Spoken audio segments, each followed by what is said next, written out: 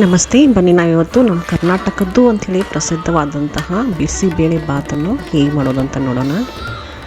ಇದರಲ್ಲಿ ಎಲ್ಲ ತರಕಾರಿಗಳು ಹಾಗೂ ಬೇಳೆ ಸೇರೋದ್ರಿಂದ ಇದೊಂದು ಒನ್ ಪಾಟ್ ಮೀಲು. ಈ ರೆಸಿಪಿಯನ್ನು ನೋಡೋಣ ಈಗ ಹೇಗೆ ಮಾಡೋದು ಅಂತ. ಇದಕ್ಕಾಗಿ ಮೊದಲನೇದಾಗಿ ಕುಕ್ಕರ್ನಲ್ಲಿ ಅರ್ಧ ಕಪ್ಪದಷ್ಟು ತೊಗರಿಬೇಳೆ, ಅರ್ಧ ಕಪ್ಪಷ್ಟು ಅಕ್ಕಿ ಹಾಕ್ಕೊಂಡು ನೀರನ್ನು ಹಾಕ್ಕೊಂಡು ಇದನ್ನು ಸರಿಯಾಗಿ 2-3 ಸರ್ತಿ ತೊಳ್ಕೊಳ್ಳಿ.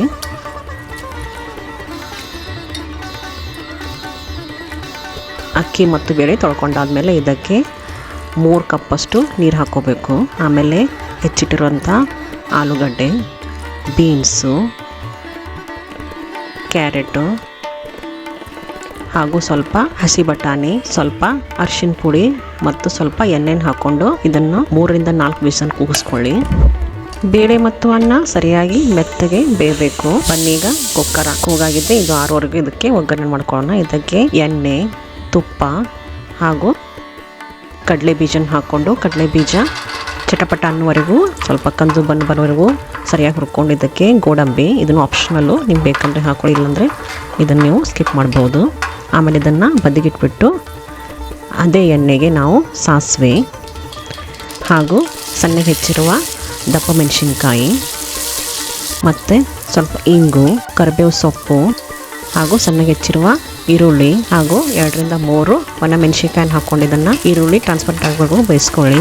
ಆಮೇಲೆ ಇದಕ್ಕೆ ಟೊಮೆಟೊ ಹಾಗೂ ಒಣ ಕೊಬ್ಬರಿ ತುರಿಯನ್ನು ಹಾಕ್ಕೊಂಡು ಇದನ್ನು ಸರಿಯಾಗಿ ಟೊಮೆಟೊ ಸಾಫ್ಟ್ ಆಗೋವರೆಗೂ ಬೇಯಿಸ್ಕೊಂಡು ಇದಕ್ಕೆ ಅರಿಶಿನ ಪುಡಿ ಹಾಗೂ ಸ್ವಲ್ಪ ಅಚ್ಕಾರದ ಪುಡಿ ಮತ್ತು ಬಿಸಿಬೇಳೆ ಬಾತ್ ಪೌಡ್ರನ್ನು ಹಾಕ್ಕೊಳ್ಳಿ. ಬಿಸಿಬೇಳೆ ಬಾತ್ ಪೌಡ್ರು ನಿಮ್ಮ ರುಚಿಗೆ ಅನುಗುಣವಾಗಿ ಹಾಕ್ಕೊಳ್ಳಿ. ಆಮೇಲೆ ಇದಕ್ಕೆ 1 ಲಿಂಬೆ ಗಾತ್ರದಷ್ಟು ಹುಣಸೆಹಣ್ಣು ನೆನೆ ಹಾಕಿದ್ದೆ, ಅದರ ನೀರನ್ನು ಹಾಕಿಬಿಟ್ಟು ಇನ್ನೂ ಸ್ವಲ್ಪ ನೀರನ್ನು ಹಾಕಿ ಇದ್ರ ಜೊತೆಗೆ ಸ್ವಲ್ಪ ಬೆಲ್ಲನ ಹಾಕಿ ಇದು ಮಸಾಲೆ ಎಲ್ಲ ಎಣ್ಣೆ ಬಿಡುವವರೆಗೂ ಸರಿಯಾಗಿ ಕುದಿಸ್ಕೊಳ್ಳಿ. ಆಮೇಲೆ ಮಸಾಲೆ ಎಲ್ಲ ಚೆನ್ನಾಗಿ ಕುದ್ದಾದ್ಮೇಲೆ ಇದಕ್ಕೆ ನಾವು ಮಾಡಿಟ್ಟಿರೋಂಥ ಅನ್ನನ ಹಾಕ್ಕೊಂಡು ಚೆನ್ನಾಗಿ ಕಲಿಸ್ಕೊಳ್ಳಿ.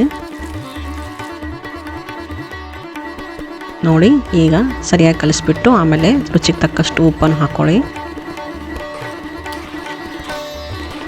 ಆಮೇಲೆ ಕೊತ್ತಂಬರಿ ಸೊಪ್ಪು ಹಾಗೂ ನಾವು ಹುರಿದಿಟ್ಟಿರುವ ಕಡಲೆ ಬೀಜ ಮತ್ತು ಗೋಡಂಬಿಯನ್ನು ಹಾಕ್ಕೊಂಡು ಸರಿಯಾಗಿ ಕಲಿಸಿದರೆ ನಮ್ಮ ಬಿಸಿಬೇಳೆ ಬಾತೀಗ ತಿನ್ನಲು ಸಿದ್ಧವಾಗಿದೆ. ಇದನ್ನು ನೀವು ಖಾರ ಬುಂದಿ ಜೊತೆಗೆ ಸರ್ವ್ ಮಾಡ್ಬೋದು. ಈ ರೆಸಿಪಿಯನ್ನು ನೀವು ಟ್ರೈ ಮಾಡಿ ಹಾಗೂ ನನ್ನ ಚಾನಲನ್ನು ಸಬ್ಸ್ಕ್ರೈಬ್ ಮಾಡೋದನ್ನು ಮರಿಬೇಡಿ. ಧನ್ಯವಾದಗಳು.